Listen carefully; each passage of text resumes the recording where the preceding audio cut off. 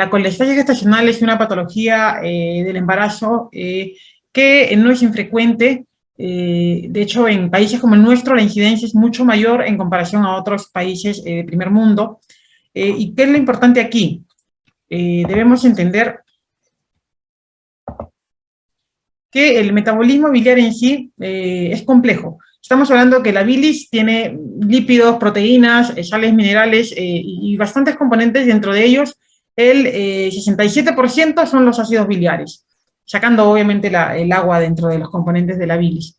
El metabolismo de la bilis va desde la expulsión de la bilis misma, de la vesícula biliar, hacia el tracto gastrointestinal por el estímulo de los ácidos grasos y lo que fuere, la emulsificación que producen esos ácidos biliares como detergentes de los alimentos ricos en grasas que van a ingresar al torrente gastrointestinal, y la reabsorción en el aparato gastrointestinal para volver a seguir la circulación enterohepática habitual.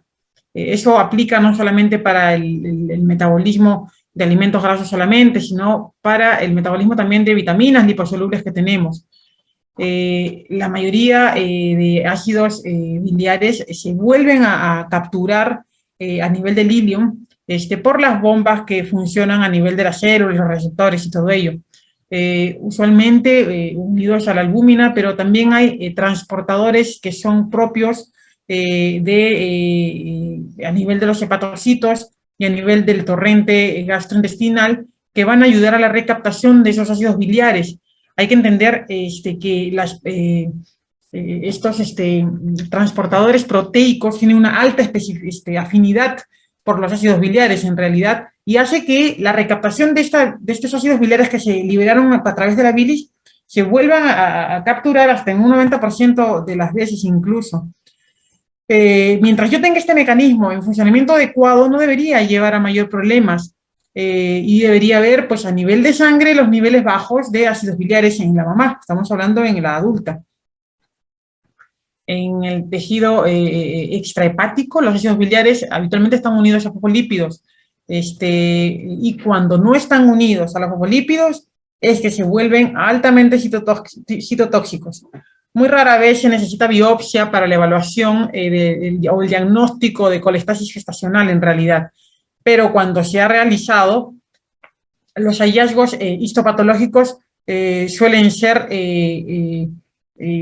características, alteraciones a nivel de los hepatocitos atribuidos al incremento de estos ácidos biliares en el tejido. Puede producirme una edematización xantomatosa, hidrópica de los hepatocitos, producto de estos ácidos biliares que no están unidos a los fosfolípidos y son tóxicos, como decía en un inicio. Hay presencia incluso de trombos de bilis a nivel de los ductos biliares y zonas de necrosis secundaria de esta obstrucción. Eso es lo que se ha encontrado cuando se han hecho la formación de los cuerpos de Mayori, cuando se han hecho la biopsia en algunas pacientes, porque repito que no es necesario hacer la biopsia para el diagnóstico.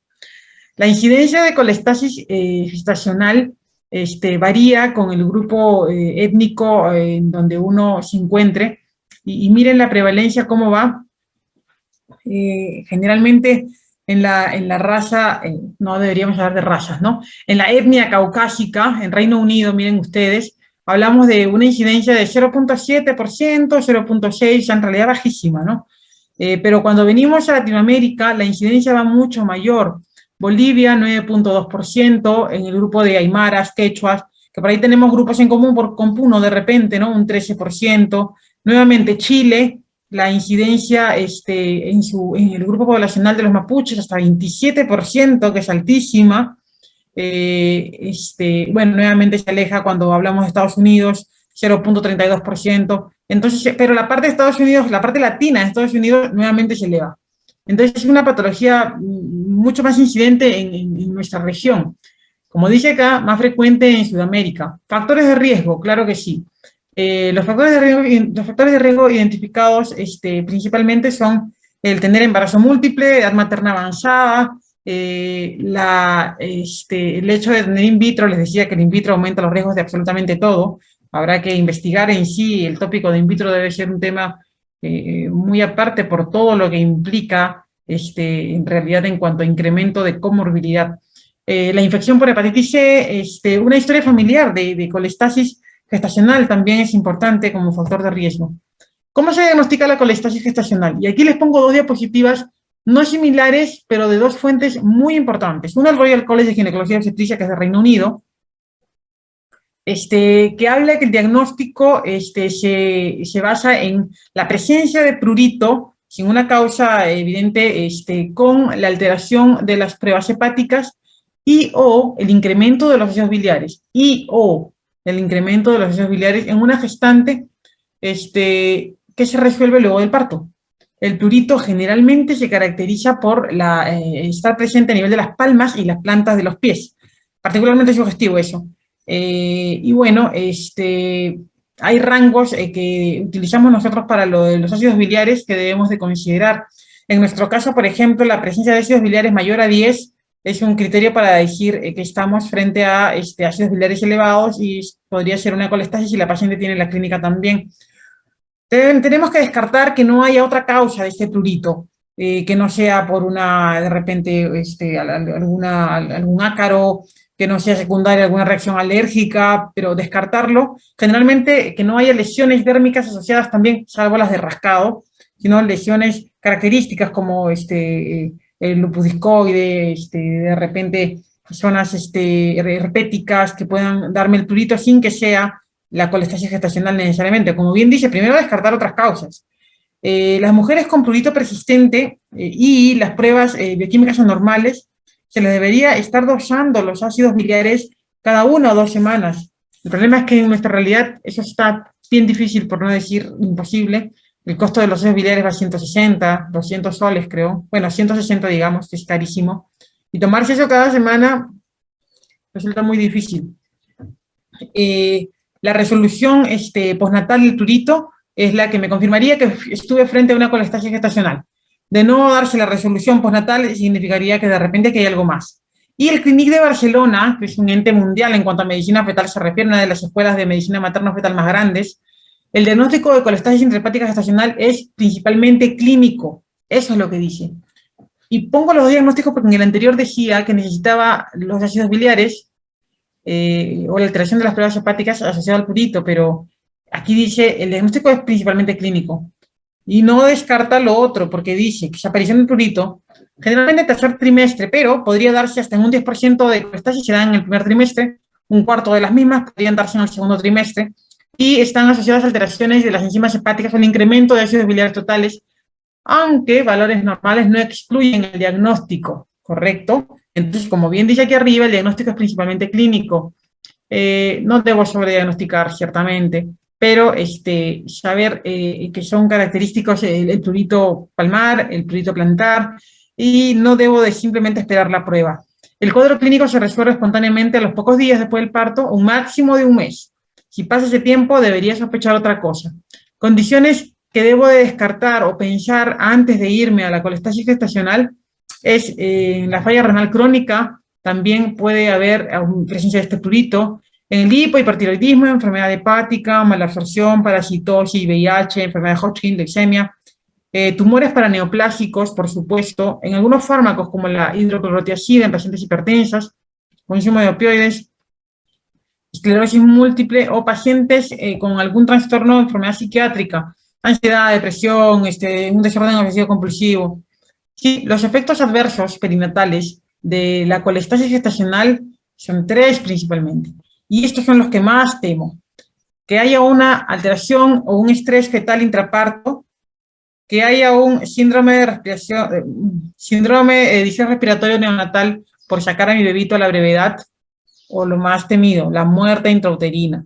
Esto es lo que produce la colestasis. Por eso es que me preocupa tanto este tema, y por eso es que cuando le hice el diagnóstico de la paciente de colestasis, debo de hacer el resaje cada 1 o 2 semanas máximo para ver en qué momento supera los rangos. Más de 10 dije que era colestasis, menos de 40 y más de 10 colestasis leve. Entre 40 y 100 hablamos de colestasis moderada. De 100 a más se supone que el embarazo se acaba. Con muchísimo cuidado debo de llevar un embarazo más de 100, porque la tasa de chance para que este virus se muera es altísima con ácidos biliares más de 100. Así es que obviamente la prueba tiene que ser tomada en ayunas, ¿no? Porque hay un cruce allí y si lo tomas a veces cuando has comido puede salirte un más de 100 cuando no era ese el resultado, a propósito de un caso que tuvimos en el hospital. El riesgo de resultados perinatales adversos se ha asociado con la severidad de la hipercolanemia. La hipercolanemia es el incremento de los ácidos biliares en sangre materna. Entonces, eso es lo que les decía. Ácidos biliares, desde que están más de 40 nada más, ya se incrementa el riesgo de estrés fetal, largar bajo, líquido verde. Más de 100, la tasa de mortalidad neonatales, de mortalidad intrauterina o de óbito fetal es altísima.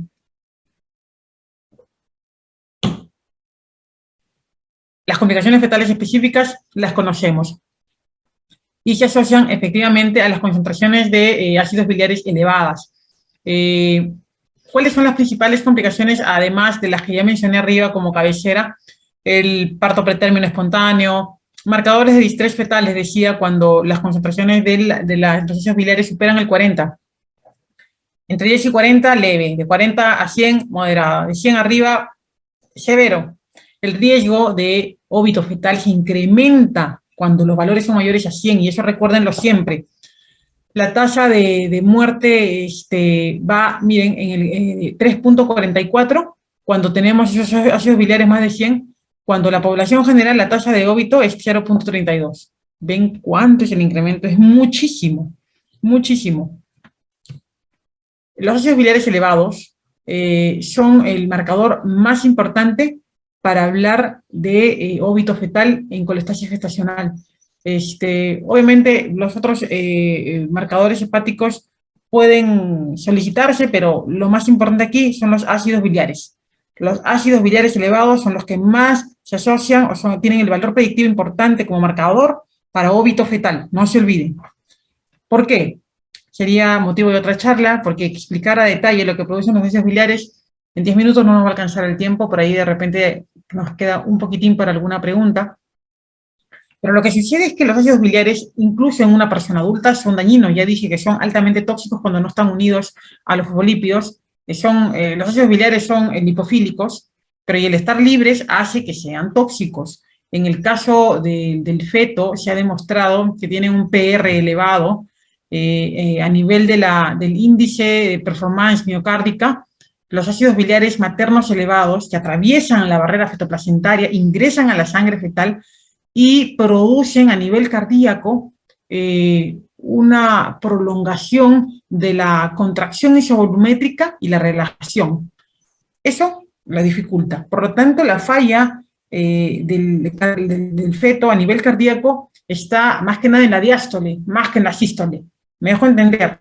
El índice de performance miocárdica en pacientes o en fetos con madres en colestasis gestacional determina la prolongación del PR en el electrocardiograma y gracias a la evaluación con la ecografía, la prolongación de la contracción isovolumétrica y de la relajación.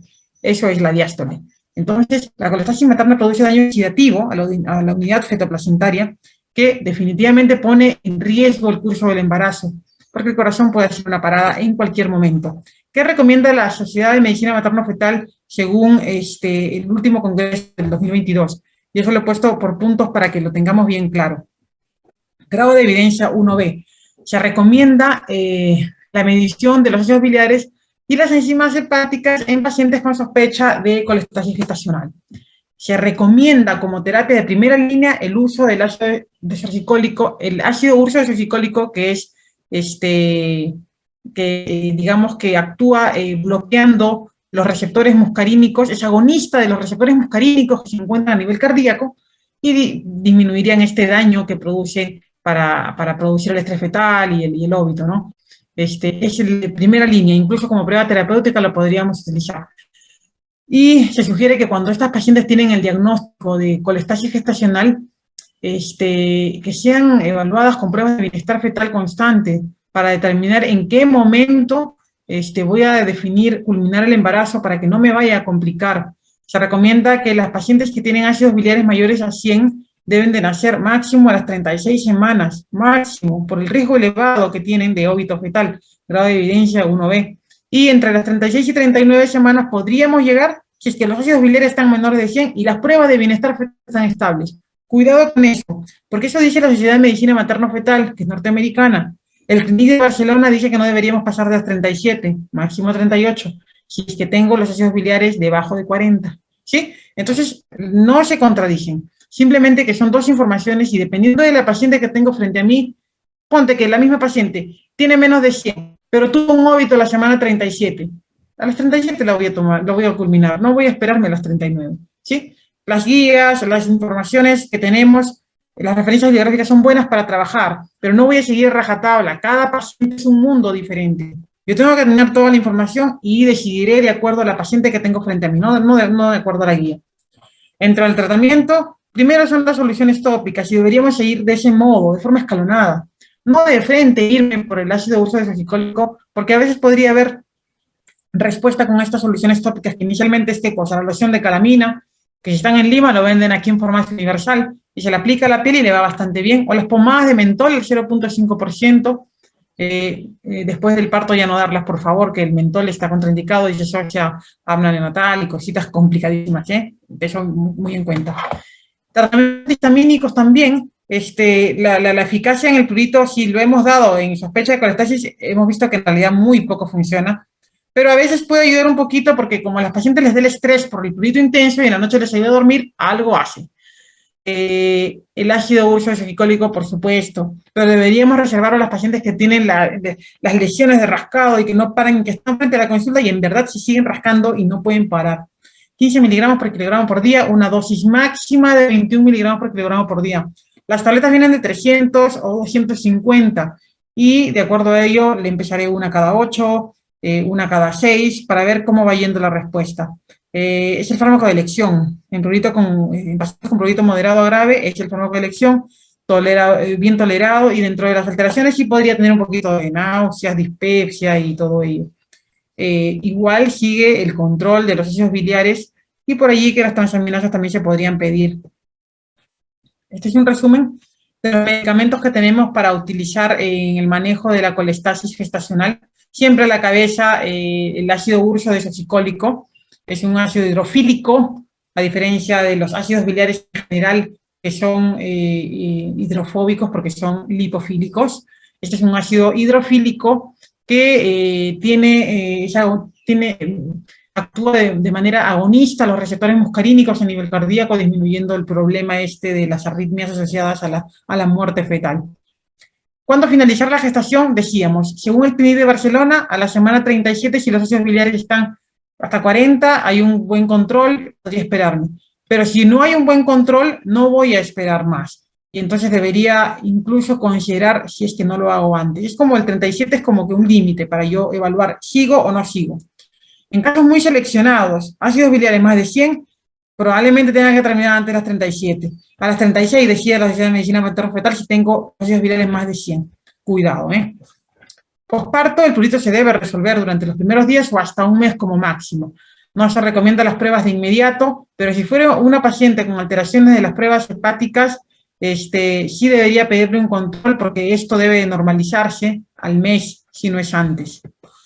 En el seguimiento posparto yo debo de asegurarme que esta paciente no continúe con las enzimas elevadas, porque en todo caso tendría que descartar una hepatopatía o algún problema que simplemente se expresó en el embarazo y no era por el embarazo en sí, sino ya venía genéticamente determinado y era el debut. Informar a la paciente que la posibilidad de recurrencia es de un 40 o 60% para el siguiente embarazo, para tener colestasis gestacional.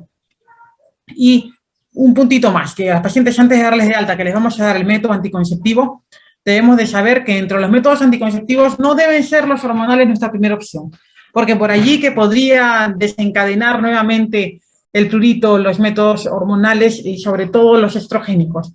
Así es que de preferencia utilizar los métodos de barrera quizá, proponerlos y porque sabemos que los hormonales podrían desencadenar nuevamente la colestasis. Complicaciones maternas a largo plazo, claro, se habla de que estas pacientes en realidad podrían tener riesgo futuro de litiasis biliar, colecistitis, pancreatitis, cirrosis no alcohólicas y no se descarta la posibilidad de neoplasias hepáticas. Así es que al alta hay que explicarles a esta paciente, así como le decimos a las pacientes con preeclampsia, Y si no les decimos, estamos pésimos, y tenemos que decirle, mami, has tenido preeclampsia, ten cuidado que a futuro puedes ser hipertensa, tienes que ir al cardiólogo todos los años de tu existencia. Le dicen eso, ¿cierto? Perfecto. Así como la señora que tuvo su bebito macrosómico de 4,500, mami, has tenido bebito macrosómico o has hecho diabetes gestacional, tienes riesgo de ser diabetes, tienes que ir al endocrinólogo al menos una vez al año. Le dicen eso, ¿cierto? Sí, yo sé que le dicen. Igual, a estas pacientes que tuvieron colestasis gestacional, decirles que complicaciones maternas a largo plazo sería una litiasis biliar, colestasis, pancreatitis, cirrosis no alcohólicas o una neoplasia hepática. Así es que hay que decirle a la paciente para informarle, porque nosotros probablemente, si no se embaraza, ya no las volvemos a ver. Muchísimas gracias por la invitación. Siempre promuevo y refuerzo lo del trabajo en equipo. Solos llegamos de repente a donde queremos, pero con nuestro equipo llegamos más lejos y con más fuerza. Y si tenemos un mismo objetivo, que es la salud materna perinatal, a más capacitemos a todo nuestro equipo, técnicas, enfermeras, internos, residentes, obstetras, por supuesto, ginecólogos mismos, mejor, más lejos vamos a llegar. Muchísimas gracias por la invitación y no sé si tienen algo más que agregar. Muchísimas gracias, doctora Ijar. Si es que alguien tuviera alguna duda, por favor, pueden dejarlas en el chat. Ahorita la doctora Reyes no va a poder atendernos por unos minutos, así que agradecería que vayan dejando sus preguntas en el chat, por favor, para hacérselas llegar a la doctora Ijar. ¿Qué otros exámenes auxiliares podemos pedir para dar como diagnóstico la colestasis gestacional si no se cuenta con ácidos biliares? Buena pregunta, porque eso nos ha pasado más de una vez en el hospital, porque se acaban los reactivos y ROE prioriza de repente a sus pacientes de la clínica y ya no da al hospital. La clínica, recuerden. De hecho, nosotros utilizamos el perfil hepático y lo hemos solicitado más de una vez, pero, por ejemplo, en el Congreso de Medicina Materna Fetal del año pasado, en plena pandemia, una expositora dijo que en realidad no nos sirven mucho las transaminasas, no obstante, en lugares donde no se cuenta con ácidos biliares, algo va a ser. Pero aquí lo predominante es la clínica, el prurito característico de palmas y plantas, y descartando que no haya otro problema adicional como las que ya he mencionado. Sí, es más que nada como un diagnóstico de descarte, no es la primera opción. Le pica las manos y las plantas colestasis, lo voy a pensar, pero primero tengo que ver de repente si hay la chance que pase por medicina interna para que me descarte otra causa del prurito, le examino totalmente a la paciente, la desnudo buscando lesiones dérmicas o algo que de repente justifique el prurito sin que necesariamente sea la colestasis, y si ya descarté, pues tendré que manejarla con la prueba terapéutica, que será el ácido ursodesoxicólico, si no tengo los ácidos biliares, porque el no tratarla y estar frente a una colestasis podría tener un desenlace fatal. Correcto, tenemos tiempo para una pregunta más. Nos dicen, buenas tardes, ¿cuánto tiempo como máximo se puede dar ácido ursodesoxicólico? No hay un tiempo en realidad como máximo. Lo que hay es un límite. Recuerden que les puse ahí 15 miligramos por kilo por peso en 24 horas para no pasar los topes al día, pero no hay un límite de tiempo que por una semana o por 2. Va a depender de la respuesta que tenga la paciente. Si los ácidos biliares disminuyen, porque realmente disminuyen con el ácido ursodesoxicólico. Si logra disminuir, lo tengo en un rango aceptable hasta las 37 semanas que llego, va. Y lo retiro. En el posparto ya no tendría por qué continuarlo, espontáneamente debería haber resolución de los ácidos biliares, pero no hay un límite puntual. Si no funciona, seguir el ácido ursodesoxicólico hasta el tope, no más que ello, hasta el tope, porque es la única herramienta que al momento tenemos para el manejo de colestasis. Lo otro será sacar al bebito si ya tengo alteración de las pruebas de monitoreo fetal. Listo, doctor. Ya para retirarnos nos dicen, buenas tardes, ¿con qué frecuencia se solicitan los controles de ácidos biliares y los demás exámenes de lab en una colestasis leve, moderada, en una gestante pretérmino? Gracias. Recuerden que les puse allí que independientemente de los valores, cuando uno tiene el diagnóstico de colestasis gestacional, o sea, más de 10 en nuestro medio, deberíamos pedirlo cada 1 o 2 semanas. Ese es el rango. Probablemente si tiene 100 le pediré cada semana. Probablemente si tiene debajo de 40 le pediré cada 2 semanas. ¿Sí? Pero el rango es entre 1 o 2 semanas. Correcto, doctora. Entonces eso sería realmente todo. Muchas gracias por su participación y por la respuesta a las preguntas. Ha sido un gusto nuevamente, doctora. Gracias. Listo, muchas gracias. Gracias por la invitación. Gracias, doctora. Hasta la próxima.